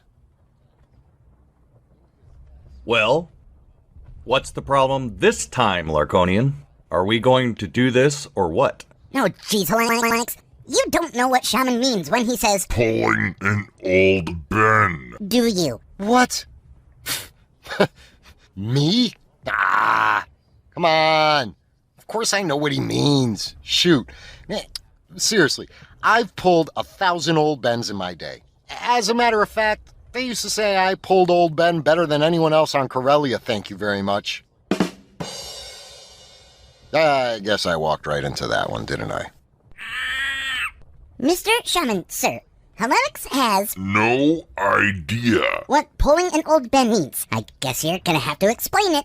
Alright, Spartan. Here's the plan. You and the droid move off to the side. I then draw all the pop-up ads towards me. I engage all of them in battle. While they're distracted, you two run up that elevator, get in, and move on. This allows you, and the story, to move forward while I sacrifice myself like any good, wise, noble sage must do in this type of situation. In other words, we pull an old Ben. You know, like in Star Wars, when old Ben dies fighting Darth Vader, and while distracting the stormtroopers, allowing Luke, Han, and Leia to escape aboard the Falcon. Come on, I totally knew that. I just wanted you to explain it to the audience. Right. Anyway. Well, let's move on already. Let's do this. Old Ben maneuver. Go. Alright guys, I'm distracting them. Go, now. Come on, noob. We only have a short window to pull this off before the pop-up ads realize this is just a ruse. Let's go. I'm coming. I'm coming. I am coming. Wait. Come on, you bastards. I could take you all on. Pop-up ads ain't got nothing on me. Noob, get in the elevator. What are you waiting for? But... the shaman. Those ads are overwhelming him. We must do something to help him. Ah! No! Noob! I said get in the elevator. Don't let Shaman my man's sacrifice be in vain. Run, droid, run. What floor? The executive penthouse suite on the top floor. And step on it. There is no executive penthouse suite, pal. This is an administrative building, not a 5-star hotel. If you don't know what floor you want to be taken to, I suggest using the stairs. Fine. Take us, I don't know, upward, all the way to the topmost floor. Take us to TC-14.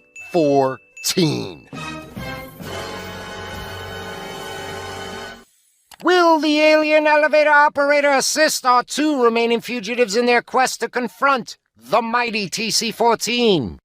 Will the victorious Viking shaman's selfless self-sacrifice have been made in vain?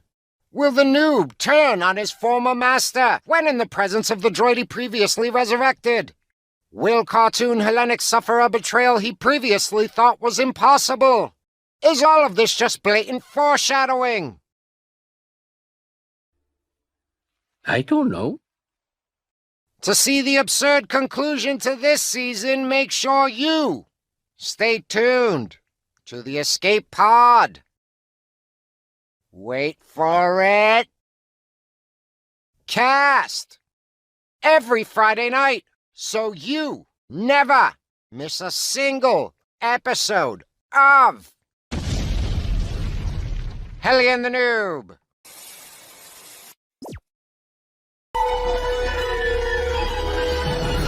The Escape Pod. Cast. The Bridge.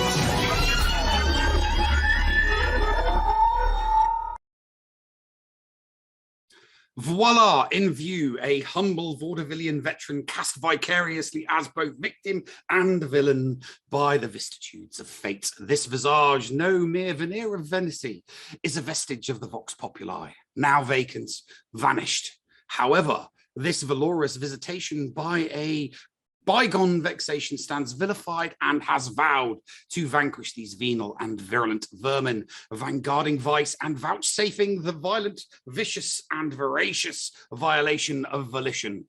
The only verdict is vengeance, a vendetta held as votive, not in vain, for the value and veracity of such one day vindicate the vigilant and the virtuous.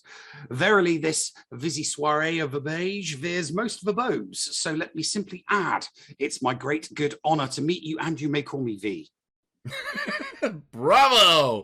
Bravo! Rose throw. Oh my gosh. Neil, this has been a wonderful episode. Thank you for helping us find Lord of the Darts. I really appreciate that. I've been a lurker on his channel for a while, so it was great to have him on. Mm-hmm. Yeah, it was fun. I would like to have done what I really planned, but it was just I was going to have a mini bonfire with a mini Guy Fawkes, and we were going to phone it in. We would have put it on the we would have put it on the monitor. Yeah, right there. It would have been there. Yeah, that we would put it on the monitor that sits there, just a little bonfire with a little stick figure. But yeah, no, there's the didn't have the manpower to do it. Unfortunately, would have been nice. Maybe next year I'll get to do it. No, and it will be. If my math is correct, it will advance one day, and it'll be the 5th of November when we do the show in the UK at that time. Mm-hmm. Yes. So, all right, let's get to the questions. We had 2 questions come in through channel points. I'm going to get to them first. Our good friend Salacious Dumb, who takes all the words that we say and makes some wonderful stories, which I absolutely love. I look forward to his next one. He redeemed 2 questions. So he has a question for you and a question for me. The question for you. Name 2 things that annoy you about the U.S. since you left jolly old England. They mix cheese and caramel together in popcorn. I hate that. It's sick and it's twisted and I absolutely hate it. And their beer sucks. All right. Salacious Dumb's question for me. He wants me to say, call that Neil. He's a wanker, isn't he? He wanted me to say it in a British accent. That wasn't particularly great. It was more Australian than British. So okay, yeah, all close, but no cigar. Although sounding Australian and saying that's probably more credible than saying it as an Englishman. All right, we're gonna go. We're gonna go with Zaz's questions. Here we go. You're a getaway driver in a bank robbery. What car do you drive for your getaway, and why? Do the police know what car I'm in? Is going to kind of, so you get to choose. Do the police know what car I'm in? Well, it would depend entirely on where I'm doing the bank robbery. If I'm doing the bank robbery in central London, then my getaway car is going to be a London cab. It's as simple as that. Because I want to be able to blend into the traffic. Yeah, that was, and I'm going to do that in a London cab. Yeah. So if they know what my car looks like, it will be a white 4-door sedan. Just any white 4-door sedan. Because that's the most common color and common car type, so I blend in as well. But if they, if they don't, then I'm definitely, definitely going with I'm gonna go with a Porsche 911. I would go if I was just going for flash and speed, I would go with a McLaren F1 probably. But there's not much space to put all the bank money. It doesn't matter. You got more boot space with the 911. But the more weight you have in the car, the less fast you're going to go, and the less likely you are of actually physically getting away. All right. What was your best present from Christmas 2020? I'm trying to remember. Okay, what did I get in 2020? Christmas last year. So Christmas last year. For me, it was the start of the studio. My wife giving me the permission to take the old room and creating this studio that I'm in right now that I've been working in since. The Star Wars socks were nice. I did get some Star Wars socks, but they've all got holes in the bottom of them now, so. Because you wear them every day, right? Because I wear them every day, yeah. It's 12 days of Christmas, you get 12 pairs of socks, and I wear them like every single day. So yeah, they were thin, and they've got holes in the bottoms of all of them now. And I might repair them. I probably will. It depends how big the hole is on the bottom of the sock. If it's a little hole, yeah, I'll turn it inside out, sew it up. Not a problem. It's a great big hole. That's not going to bother you. The little if it's in the bottom, it's not going to bother you on your foot. See, I'm tactile, so no. It's not when you wear slippers with memory foam, you can't feel it. All right.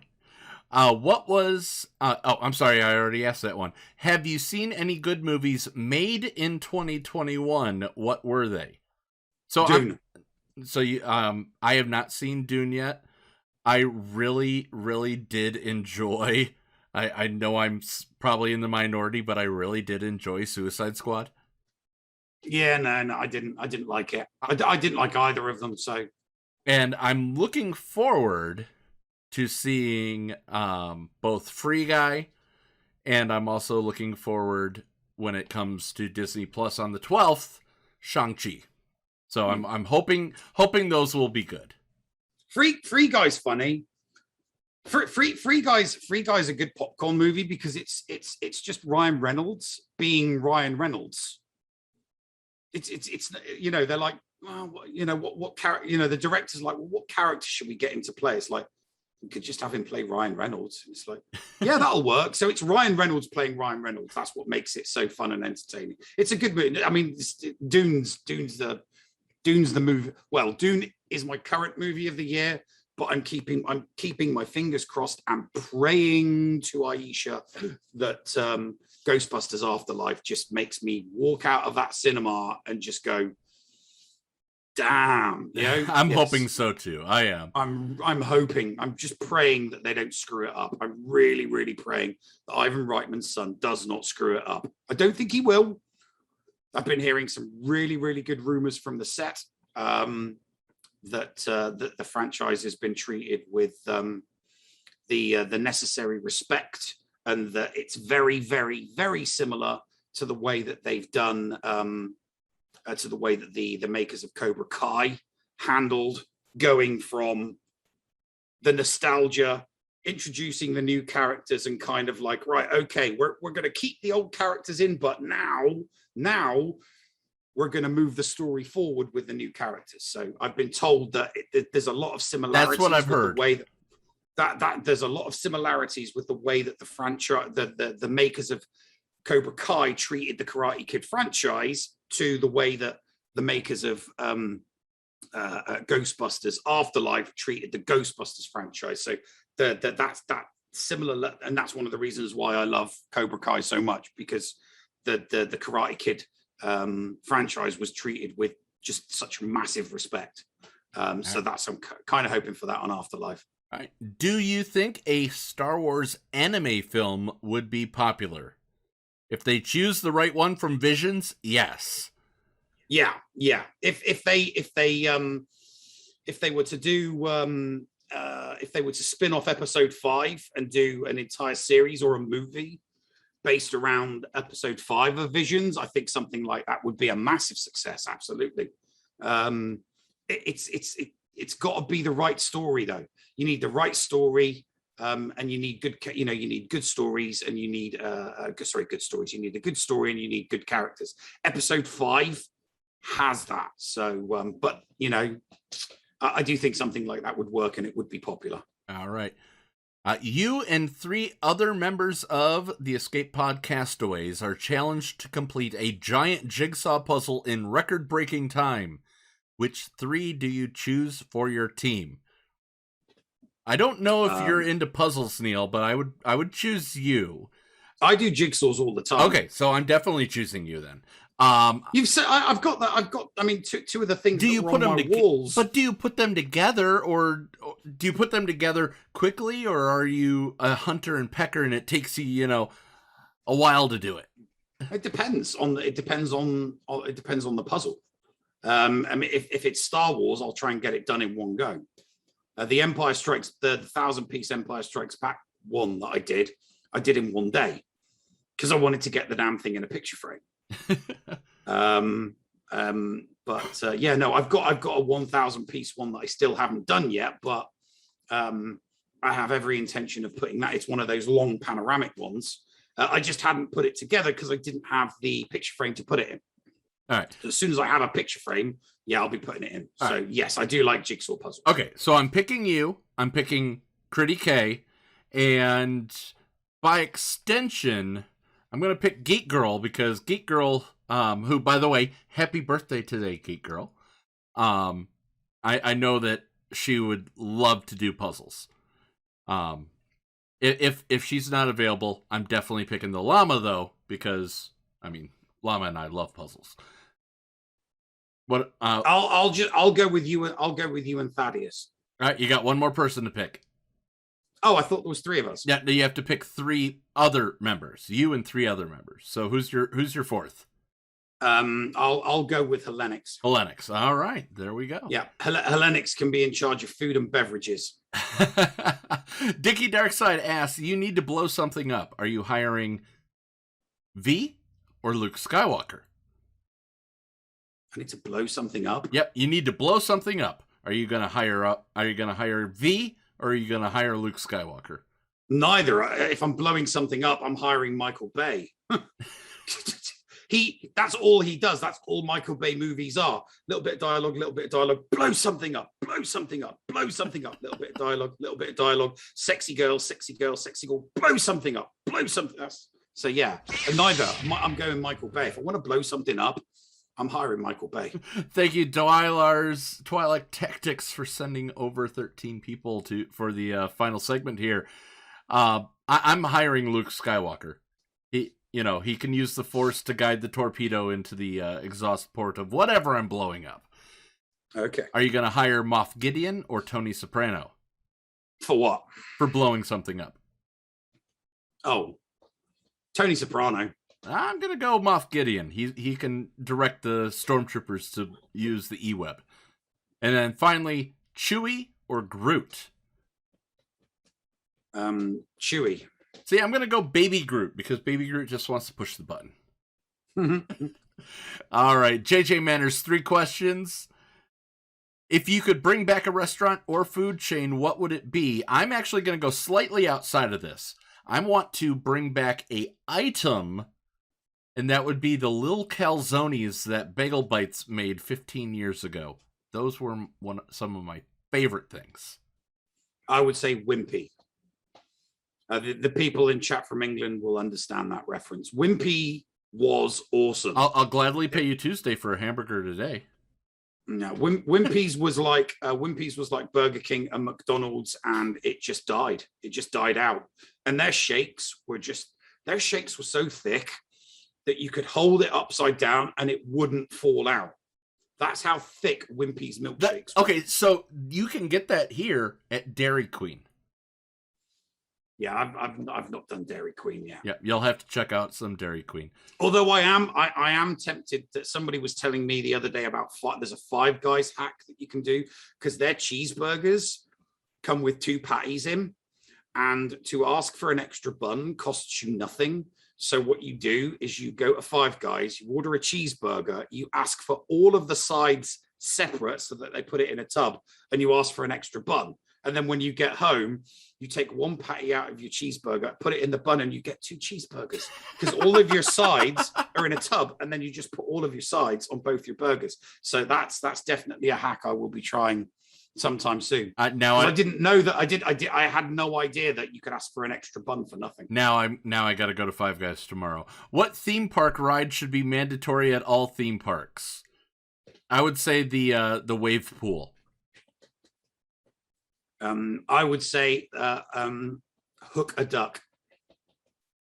Hook a duck needs to be compulsory. All right, that's that little game where you try and fish for the duck. You've got all of the ducks in fast flowing water, and you've got to try and hook a duck, and then there's a number on the bottom of the duck, and that corresponds with the prize that's on the wall. All right, should they replace Gina Carano or remove Cara Dune completely from the upcoming Rangers of the blank movie? I reject the premise. She hasn't lost. She hasn't left. She'll be reprising her role as Cara Dune the next time that they need her, whether it's the Book of Boba or Mando season 3 or Rangers of the New Republic. If I guess if I had to choose between one of those, I would say remove Cara Dune completely, but I have a feeling like you are dead set here, Neil. That I'm 100%. She'll be back as soon as the character, as soon as her character's needed. Here's the thing: that she's going to have a cameo in the Book of Boba because she was seen on the set of the Book of Boba. She was called to the set of the Book of Boba, so she's going to be in the Book of Boba. I don't think a lot of people realize that, but way back at about halfway through the year, she was seen on the set of the Book of Boba, and it was reported that she was on the set of the Book of Boba. So it's like, why is she on the set? Because she plays a Star Wars character. Why else would she be on the set of the Book of Boba? All right.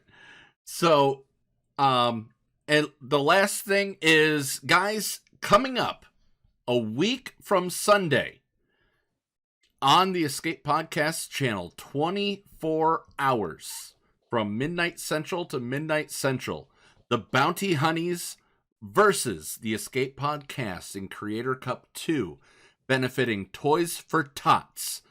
We hope that you guys can come out for that. We've set that would be this. You've got your Toys for Tots pin there. Let's see there. There you go. There we go. So we're in any. So we prefer that you guys will use the Tiltify link that day, but any bits and subs during that stream on December 15th will be used to go out, purchase some toys, and drop them off at the local Toys for Tots there. We're going to be playing games. Mrs. Anthony versus I she's the captain of Bounty Honeys. I'm the captain of the Escape Podcast team. We're going to be mainly playing some Switch games. We're also going to be playing some Jackbox, Marbles on Stream. and a game that we both love called Keep Talking and Nobody Explodes. Neil is going to be telling me how to defuse a bomb without looking at the bomb, and I'm going to be telling him what I see without looking at the manual. And I'm going to have Boulder Doobies is also going to be on my team. Hopefully a few other castaways will join us as well, especially also for the Jackbox games. We hope you guys can come out and join us. Neil, absolutely. What do you have coming up? More GAC as usual. Yes, more GAC. And then GA Center hopefully on Tuesday of next week. Results pending. But yeah, no, apart from that, that's it. That's me. And then also on Tuesday during the afternoon, U.S. time, you should get a post from the Capital Games forums that we will be premiering on the Escape Podcast YouTube channel, Speed Grand Arena Recap. So we hope you guys can join us for that as well. Over on Vault 37 this weekend, it's going to bounce back and forth. We may not be doing as much Lego as we want, but we really hope that you guys will join us for some more Lego. We're on to Lego Marvel Superheroes. Isn't that the song? So, all right. Anything else before we get out of here? We're going to raid Reality Skew Gamers, who is doing D&D. Mrs. Anthony, Critty K, is part of the group there. Hopefully you guys can drop by and say hi. Tell them the Escape Podcast sent us when we raid into them. Anything else coming up, Neil? No, nothing, mate. All right. Nothing I can think of anyway. With that said, everybody, we are going to get out of here. We'll see you. I'll see you in the after show. Neil's got some uncle duty to do. I have some uncle duties to do. So I'll see you guys, our Patreons and subs, in the after show. If you're not a Patreon or a sub, become a sub on Twitch or join us on the Patreon. We would love to have you in the after show as well. Be nice to each other, damn it. Neil, what you got? Push the button. All right. Don't mind if I do. See you guys next time. What's going on?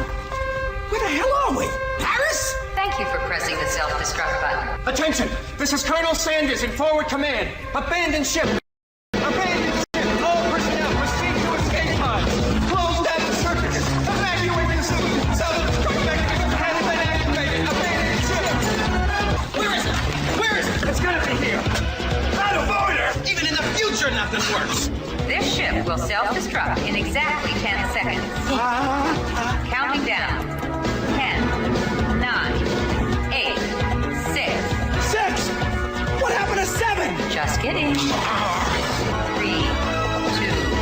1. Have a nice day. Thank you.